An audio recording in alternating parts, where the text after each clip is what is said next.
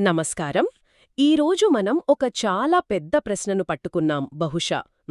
అన్ని ప్రశ్నల కన్నా పెద్దది. అసలు ఏమీ లేని చోట నుండి ఈ మొత్తం ప్రపంచం, ఈ విశ్వం ఎందుకు, ఎలా పుట్టుకొచ్చింది? Why is there something instead of nothing?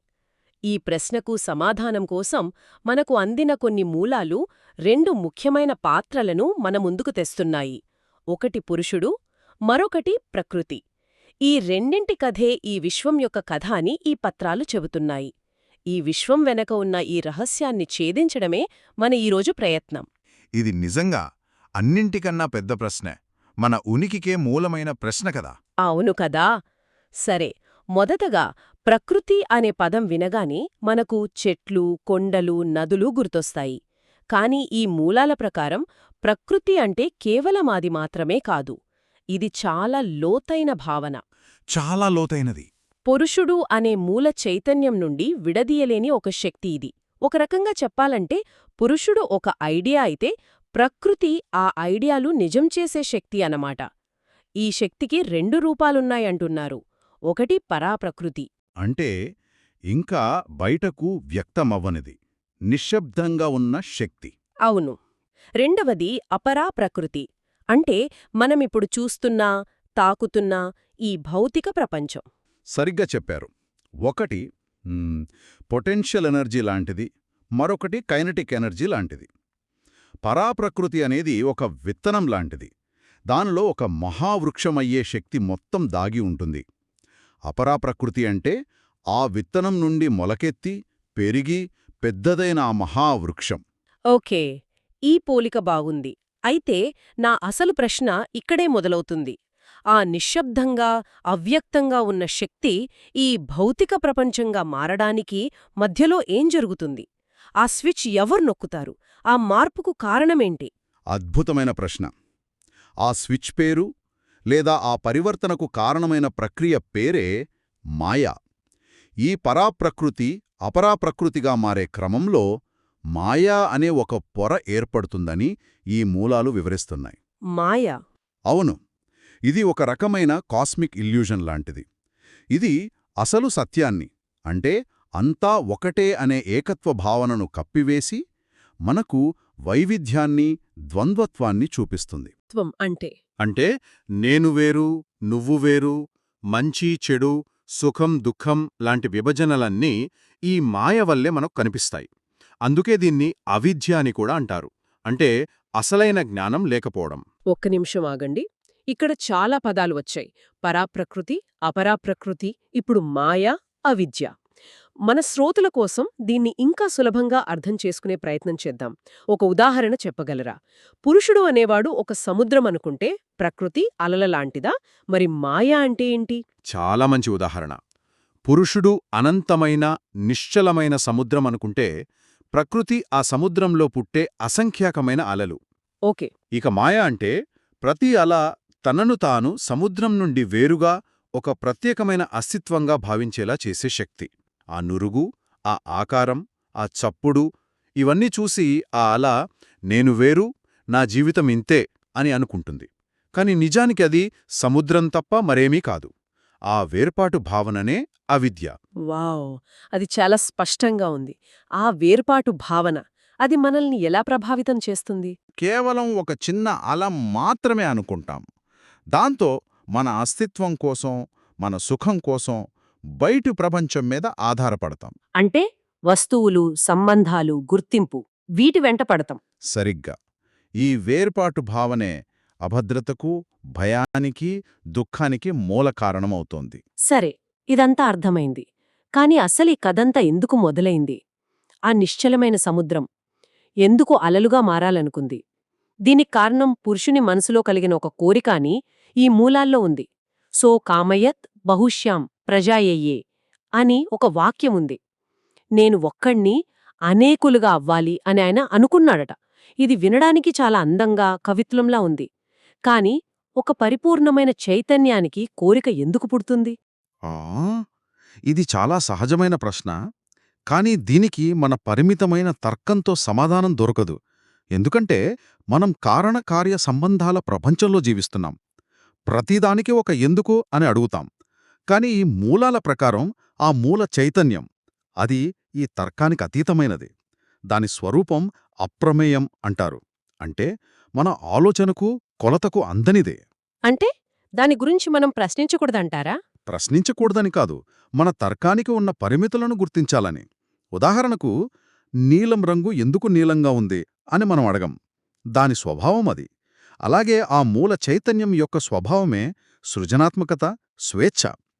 ఆయన ఎందుకు సృష్టించాలనుకున్నాడు అని అడగడం, సూర్యుడు ఎందుకు ప్రకాశిస్తున్నాడు అని అడగడం లాంటిది. ప్రకాశించడం దాని నైజం.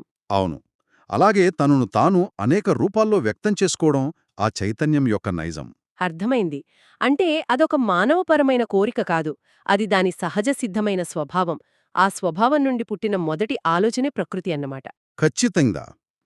ఆ మొదటి సంకల్పం, ఆ మొదటి స్పందన, అదే ప్రకృతి. అది ఆయన నుండి వేరే వస్తువు కాదు, ఆయన శక్తే. అందుకే సాంఖ్య దర్శనంలో ప్రకృతిని ప్రధానమంటారు. ప్రధానం. అంటే అన్నింటికీ మూల కారణమైన పదార్థం. దేవతలు, గ్రహాలు, పంచభూతాలు, జీవులు అన్నీ ఆ ఒక్క సంకల్పం నుండే పుట్టుకొచ్చాయి. ఓకే. ఆ ఎందుకు అనే పెద్ద ప్రశ్నకు ఒక సమాధానం దొరికినట్టే. ఇక ఎలా అనే ప్రశ్నకు వద్దాం. ఆ ఒక్క సంకల్పం ఈ భౌతిక విశ్వంగా ఎలా మారింది? ఈ మూలాల్లో ఉపనిషత్తుల నుండి ఒక అద్భుతమైన శ్లోకముంది. ఆకాశాద్వాయోః వాయోరాగ్ని అగ్నేరాపః అభ్యపృథివీ. ఇది సృష్టికి ఒక రకమైన బ్లూప్రింట్ లాగా అనిపిస్తోంది. ఈ క్రమాన్ని కొంచెం విడమరిచి చూద్దాం. తప్పకుండా. ఇది యాదృచ్ఛికంగా ఏర్పడిన జాబితా కాదు. దీని వెనుక ఒక అద్భుతమైన తర్కం, ఒక ప్రక్రియ ఉంది. ఇది ఒక ఆలోచన ఎలా భౌతిక రూపం తాలుస్తుందో చూపిస్తుంది. మొదటగా ఆకాశం. సృష్టిలో ఉనికిలోకి వచ్చిన మొదటిది ఇదే. అంటే ఖాళీ ప్రదేశం, ఎంప్టీ స్పేస్. మనమలా అనుకుంటాం. కానీ ఈ మూలాల ప్రకారం ఇది శూన్యం కాదు. ఇది ఒక పొటెన్షియల్ ఫీల్డ్. అంటే సృష్టి జరగడానికి కావలసిన ఒక వేదిక, ఒక క్యాన్వాస్ లాంటిది. మిగతావన్నీ పుట్టడానికి ఆధారం ఇదే.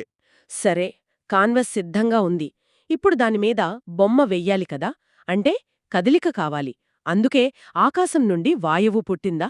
సరిగ్గా పట్టుకున్నారు. ఆకాశాద్వాయుః. వాయువంటే కేవలం గాలి కాదు. ఇది చలనం లేదా కదలిక అనే సూత్రం. ఆ నిశ్శబ్దంగా ఉన్న క్యాన్వాస్ మీద పడిన మొదటి గీతలాంటిది. ఈ కదలిక వల్లే విశ్వంలో ప్రాణశక్తి, చైతన్యం ప్రవహించడం మొదలైంది. అందుకే ప్రాణాన్ని వాయువుతో పోలుస్తారు. ఈ కదలిక లేకపోతే ఏదీ లేదు. ఆ కదలిక, ఆ స్పందన వచ్చాక శక్తి కావాలి. కదలిక వల్ల ఘర్షణ, ఘర్షణ వల్ల వేడి పుడుతుంది. బహుశా అందుకే తర్వాత అగ్ని వచ్చిందేమో. ఖచ్చితంగా. మీ ఆలోచనా విధానం అద్భుతంగా ఉంది. వాయోరాగ్ని. వాయువు నుండి అగ్ని ఉద్భవించింది. అగ్ని అంటే కేవలం మంట కాదు. ఇది శక్తి, అంటే ఎనర్జీ, వేడి, వెలుగు. జీవం పుట్టాలన్నా, నిలబడాలన్నా ఒక నిర్దిష్టమైన ఉష్ణోగ్రత అవసరం. ఆధునిక విజ్ఞానం కూడా గోల్డీలాక్స్ జోన్ అంటుంది కదా. అవును. ఈ అగ్నితత్వమే ఈ విశ్వాన్ని జీవించడానికే అనుకూలంగా మార్చే శక్తి. ఇది విశ్వం యొక్క ఇంజన్ ఆన్ అవడం లాంటిది. ఓకే. క్యాన్వాస్, కదలిక, శక్తి వచ్చేసాయి. ఆ తర్వాత జలాలు. అగ్నేరాపః. శక్తి నుండి నీరు ఎలా వస్తుంది? ఇది కొంచెం విరుద్ధంగా అనిపించడం లేదా? పైకి చూస్తే అలాగే అనిపిస్తుంది. కాని ఇక్కడ ఆపహ అంటే కేవలం నీరు కాదు. ఇది బంధం లేదా కలయిక, అంటే కొహీజన్ అనే సూత్రం. అగ్ని యొక్క శక్తి వల్ల అణువులు, పరమాణువులు ఒకదానికొకటి ఆకర్షింపబడి కలిసి ద్రవరూపంలోకి మారతాయి. ఓ, ఇది అన్నిటినీ కలుపుకుంటుంది. ఆహా, అర్థమైంది. అంటే విడివిడిగా ఉన్న ఇటుకలను కలిపి గోడ కట్టడానికి సిమెంట్ ఎలాగో అలా అనమాట. ఇక చివరిగా ఆ ద్రవరూపం నుండి ఘనరూపం, అభ్య పృథ్వీ. అవును. ఆ ద్రవరూపంలో ఉన్న శక్తి మరింత దగ్గరగా చేరి ఘనీభవించి ఒక స్థిరమైన రూపాన్ని పొందడమే పృథ్వీతత్వం. ఇప్పుడు జీవం నిలబడటానికి, ఆశ్రయం పొందడానికి ఒక గట్టి ఆధారం ఏర్పడింది. అదే ఈ భూమి, ఈ గ్రహాలు, ఈ నక్షత్రాలు. చూశారా ఎంత తార్కికంగా ఉందో ఈ క్రమం? నిజంగానే. శక్తి, అగ్ని, తర్వాత కలయిక, జలం, చివరిగా స్థిరమైన రూపం పృథ్వీ. ఆ పురుషుని ఒక్క సంకల్పం నేను అనేకులుగా అవ్వాలి అనేది ఈ పంచభూతాల ద్వారా ఇంతటి మహత్తరమైన వైవిధ్యభరితమైన విశ్వంగా రూపుదిద్దుకుంది. అద్భుతం! ఒకే ఆలోచన ఇంత పెద్ద విశ్వంగా మారిన తీరును ఇది చాలా స్పష్టంగా చూపిస్తోంది. ఈ మొత్తం చిత్రాన్ని ఒక్కసారిగా చూస్తే ఈ పురుష ప్రకృతుల సంబంధాన్ని మనం చివరగా ఎలా అర్థం చేసుకోవాలి? పురుషుడు ఆయన నిశ్చలమైన సాక్షి. ఆయన మారడు, ఏమీ చెయ్యడు, కేవలం చూస్తూ ఉంటాడు. ప్రకృతి నిరంతరం మారుతూ ఉండే చైతన్యవంతమైన నర్తకి. నర్తకి. అయితే ఇక్కడ ముఖ్యమైన విషయమేమిటంటే ఆ నర్తకికి సాక్షి లేకుండా అస్తిత్వం లేదు. ఆయన చూస్తున్నాడనే స్పృహతోనే ఆమె నాట్యం చేస్తోంది. ఆమె చేసే ప్రతి కదలిక వెనుక ఆయన సంకల్పమే ఉంది. వారిద్దరూ విడదీయలేనివారు. ఒక నాణ్యానికి బొమ్మ బొరుసులాంటివాళ్లు. ఒకరు లేకపోతే మరొకరు లేరు. మరి ఈ సృష్టిలో ఇంత వైవిధ్యం ఇది ఎలా సాధ్యమైంది? అందరూ ఒకేలా ఎందుకు లేరు? దానికి కారణం ప్రకృతిలోని 3 గుణాలు: సత్వ, రజో, తమో గుణాలు. ఇవి ప్రకృతి యొక్క 3 ప్రాథమిక లక్షణాలు. సత్వం అంటే సమతుల్యత, ప్రశాంతత. రజస్సు అంటే చలనం, ఆశ. తమస్సు అంటే జడత్వం, అజ్ఞానం. ఈ 3 గుణాలు వేర్వేరు పాళ్లలో కలవడం వల్లే ఈ సృష్టిలో ఇంత వైవిధ్యం ఏర్పడింది. మనుషుల స్వభావాలలో, వస్తువుల లక్షణాలలో తేడాలు రావడానికి కారణం ఈ గుణాల మిశ్రమమే. కాబట్టి మనం చూస్తున్న ఈ విశ్వం, ఈ జీవితం ఇదంతా ఒక యాదృచ్ఛికమైన పేలుడు వల్ల వచ్చిన గందరగోళం కాదు. దీని వెనుక ఒక ప్రణాళిక, ఒక సంకల్పం, ఒక చైతన్యముంది. మన ఆధునిక శాస్త్రం ఏమంటోందంటే జడ పదార్థం నుండి, అంటే మ్యాటర్ నుండి చైతన్యం పుట్టిందని చెబుతుంది. కాని ఈ మూలాలు దానికి పూర్తిగా వ్యతిరేకమైన విషయాన్ని చెబుతున్నాయి. చైతన్యం నుండి పదార్థం పుట్టిందని. ఇది మన ఆలోచనా దృక్పథాన్ని పూర్తిగా మార్చే విషయం కదా? ఖచ్చితంగా. అసలైన టేకడ ఇదే. మనం చైతన్యం ఉన్న శరీరాలం కాదు, మనం శరీర రూపాన్ని అనుభవిస్తున్న చైతన్యం. ఈ అవగాహన వస్తే మనం ప్రకృతిని చూసే విధానం మారిపోతుంది. అది కేవలం మన అవసరాలు తీర్చే వస్తువుగా కాకుండా మనలో ఉన్న చైతన్యం యొక్క మరో రూపంగా కనిపిస్తుంది. ప్రతి అణువులో, ప్రతి జీవిలో ఆ దైవిక స్పందనను మనం చూడగలుగుతాము. ఈ విశ్లేషణ మనల్ని చాలా లోతుగా ఆలోచింపజేస్తోంది. దీని కొనసాగింపుగా ఒక ప్రశ్నతో ముగిద్దాం.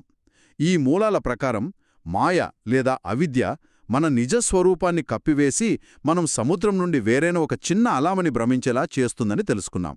అయితే ఇప్పుడు మనం చర్చించుకున్న ఈ సృష్టి క్రమాన్ని, అంటే ఆకాశం నుండి పృథ్వీ వరకు జరిగిన ఈ ప్రయాణాన్ని మన చుట్టూ ఉన్న ప్రకృతిలో గమనించడం ద్వారా మనం మనని కప్పి ఉంచే ఆ మాయ పొరను ఛేదించుకోగలమా? మన నిజస్వరూపమైన అనంతమైన సముద్రానికి దగ్గరవ్వగలమా? బహుశా ఆ మాయ నుండి బయటపడే దారి ఎక్కడో గుహల్లో కాదు, మన కళ్లముందే ఉన్న ఈ సృష్టిలోనే దాగి ఉందేమో. ఇది మన శ్రోతల ఆలోచించాల్సిన విషయం.